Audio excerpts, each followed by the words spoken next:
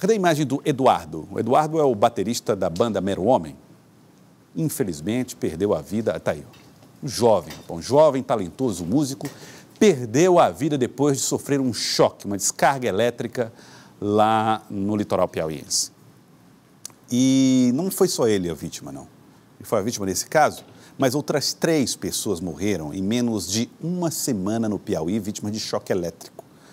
A reportagem de Gorete Santos traz os cuidados que as pessoas devem ter com a energia elétrica, principalmente quando estão molhadas ou manuseando aparelhos eletrônicos. Vamos acompanhar.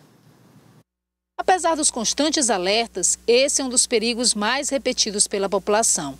Vários aparelhos ligados em uma extensão de energia elétrica e de forma contínua. Outro perigo é quanto ao uso de carregadores de celular sem registro.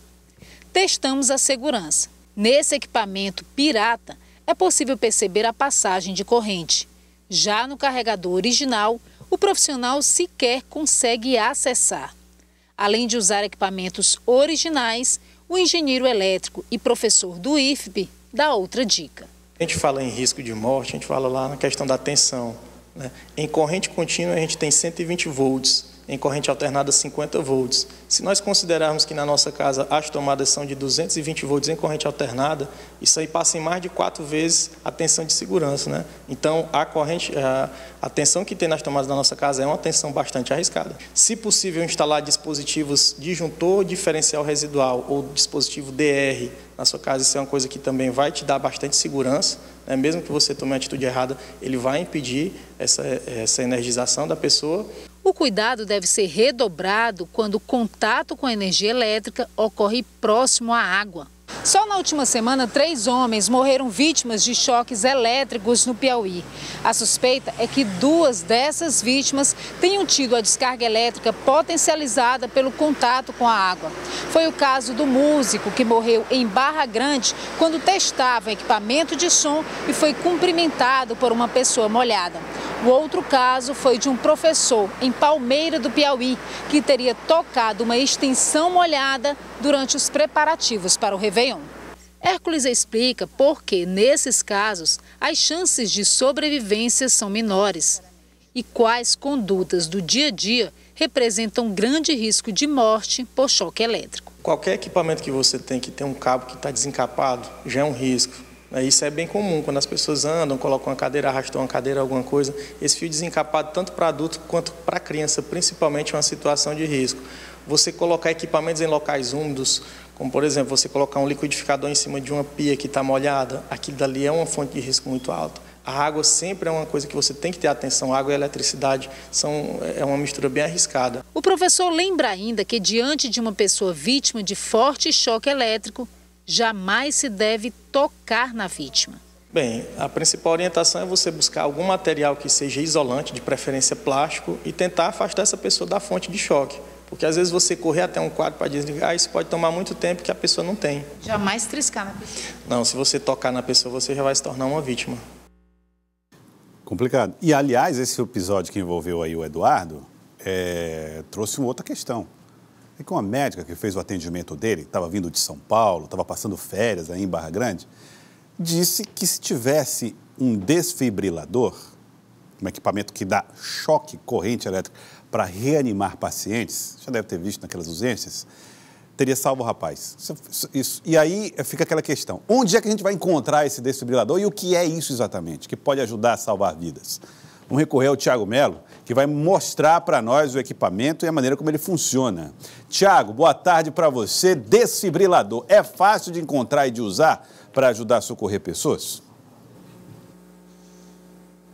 Deveria ser, Joelson. Boa tarde novamente para você. Muitos desconhecem, mas no estado do Piauí há uma lei que foi publicada no Diário Oficial em 2013, de autoria da deputada estadual Lisier Coelho, que obriga a ter um desfibrilador em diversos tipos de ambiente, inclusive trem, ônibus, metrô, pub, lugar de eventos culturais, casas de shows e outros, estabelecendo inclusive uma multa variando de 1.000 UFRs até 100.000 unidades fiscais de referência em caso de descumprimento.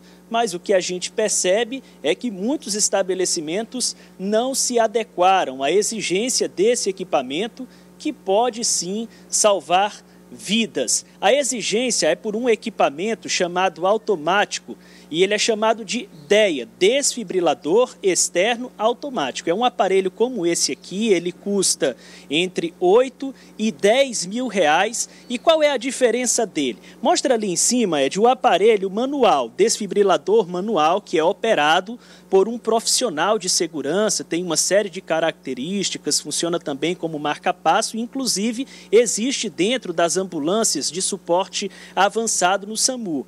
E tem o DEA, que é o aparelho automático, que tem outras características específicas, porque aí você pode perguntar, mas Tiago, um aparelho como esse, sem ter uma pessoa habilitada para operar dentro de uma casa de shows, ele vai servir de quê?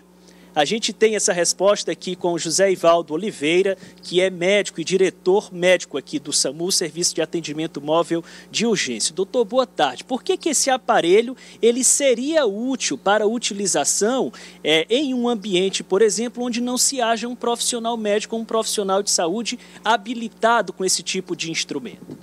Boa tarde a todos. Então, vejamos.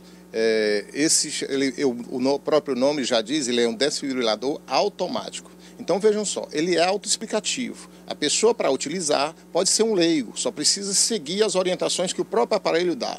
Então, uma vez que alguém teve uma parada cardiorrespiratória ali ao seu lado, se nós tivermos um aparelho como esse, nós vamos só ter o trabalho de colocar as pás que entram por aqui, coloca as pás no tórax do paciente, uma delas na parte superior do tórax à direita e a outra na parte inferior do tórax, para que a corrente elétrica passe no mesmo sentido do coração.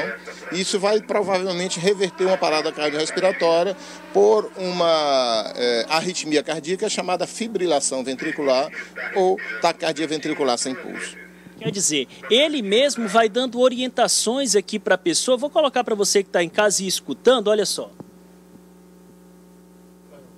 Ele está em um passo agora, já mais à frente, a gente vai reiniciar todo o processo e a própria máquina vai indicando o que deve ser feito. Nós estamos aqui religando, né, para que ela própria vá passando as orientações e qualquer pessoa termina podendo operar esse equipamento, doutor. Isso, então ele dá todas as explicações. Ele está pedindo aqui para conectar o cabo que a gente leva para o paciente para emitir o choque. Em seguida, ele vai dizer todas a sequência, o que deve ser feito. Ele mesmo analisa se o ritmo cardíaco do paciente merece um choque para ser revertido.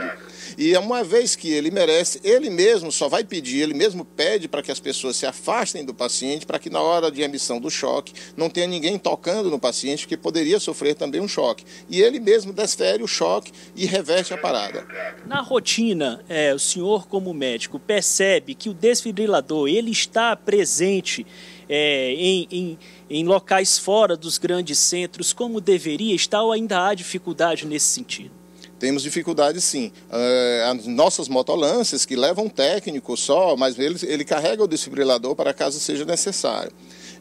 Pelo menos em locais onde há grande aglomeração, seria realmente extremamente necessário que haja um aparelho desse para a circunstância em que haja uma ocorrência como essa. Muito obrigado. Nós conversamos com o médico José Ivaldo Oliveira, diretor médico aqui do Serviço de Atendimento Móvel de Urgência, falando do SAMU, as suas aplicações, né, e a importância para se reverter um quadro aí de parada cardíaca ou mesmo de aceleração excessiva, enfim, um caso de anormalidade em relação ao coração. E eu gostaria até, Joelson, de ter feito uma demonstração, propus ao Erasmo que fosse o nosso modelo nesse sentido, para a gente poder nos auxiliar aqui, né, para nós mostrarmos com mais propriedade, mas ele não topou tomar esse choquinho aí, vai ficar para uma próxima vez.